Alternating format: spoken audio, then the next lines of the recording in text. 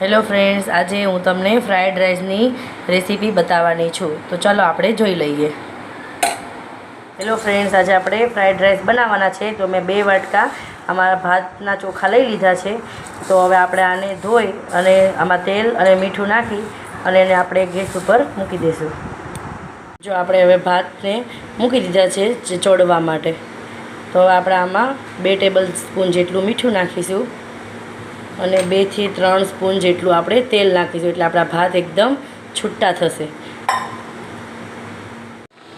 આપણા ભાત જો હવે રેડી થઈ જવાના છે. થોડી વારમાં આપણે ભાત થોડા કાચા છે, થોડા ચડે ત્યાં સુધી આપણે એનો મસાલો તૈયાર કરી નાખીએ. બધા વેજીટેબલ કાપી નાખ્યા છે. જો એક મોટું બટેટું લેવાનું છે, એક ગાજર લેવાનું છે, એક કેપ્સિકમ લેવાનું છે, 2 મોટી ડુંગળી લીધેલી છે, મેં થોડી કોબી લીધેલી છે અને વટાણા લીધેલા છે 2 મુઠ્ઠી જેટલા, અને 4 થી 5 ટેબલ સ્પૂન જેટલું ધાણા લીધેલા છે. આ બધું આપણે હવે એને સાતળી લેવાનું છે. 3 થી 4 ટેબલ સ્પૂન જેટલું તેલ નાખીશું. તેલ થોડું વધારે નાખવાનું છે, કેમ કે આપણા રાઈસ વધારે છે એટલા માટે.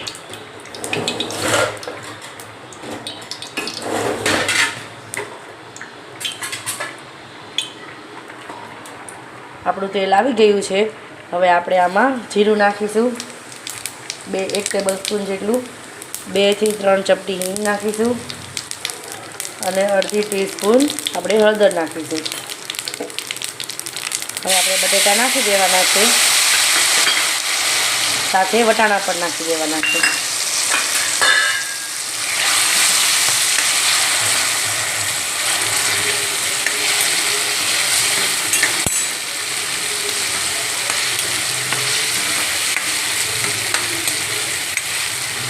થોડું ચડી જાય એટલે આપણે એમાં ગાજર નાખી દઈશું.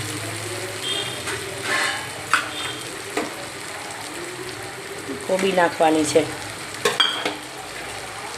ડુંગળી નાખી દઈશું અને આપણે કેપ્સિકમ નાખી દઈશું. હવે આ બધી વસ્તુને આપણે ચડવા દેવાની છે, ફ્રાય કરી લેવાની છે. બધું મેં મિક્સ કરી લીધું છે. એમાં થોડું સ્વાદ અનુસાર મીઠું નાખીશું. આપણે ભાતમાં મીઠું નાખેલું છે એટલે આમાં આપણે થોડું ઓછું નાખવાનું છે. હવે આપણે જોઈ લઈએ, આપણું શાક એકદમ મસ્ત ચડી ગયું છે. જો હવે આપણે આમાં મસાલા કરી દઈશું. મેં પહેલેથી ચટણી બનાવેલી હતી એટલે આપણે આમાં હવે ચટણી નાખીશું. આપણે તેલમાં ચટણી નથી નાખવાની, કેમ કે આપણી ચટણી એમાં બળી જાય, એટલે પહેલાં અલગથી ચટણી બનાવીને રાખવાની છે. 1 લીલું મરચું નાખ્યું છે અને 4 થી 5 કળી લસણની નાખી છે. મેં થોડું લાલ મરચું પાવડર નાખ્યું છે. મારે થોડુંક ઓછું તીખું કરવાનું છે એટલે હું ઓછો પાવડર નાખી. તમારે જેટલું તીખું કરવું હોય એટલું તમારે મરચું તમે એડ કરી શકો છો. જો આ શીઝવાન રાઈસનો મસાલો છે, ફ્રાઈડ રાઈસનો. તો આપણે એને મસાલો નાખી દેવાનો છે. આમાં મીઠાનો ભાગ આવે છે એટલે આમાં આપણે મીઠું ઓછું નાખીશું. આ મસાલામાં મીઠું આવે છે એટલે આપણે નાખ્યા છે મસાલા, એમાં આપણે મીઠું ઓછું નાખીશું પહેલેથી. હવે આપણે આ બધું હલાવી લેવાનું છે. એકદમ સરસ રીતે મિક્સ થઈ જાય એટલે આપણે આમાં રાઈસ નાખી દેવાના છે.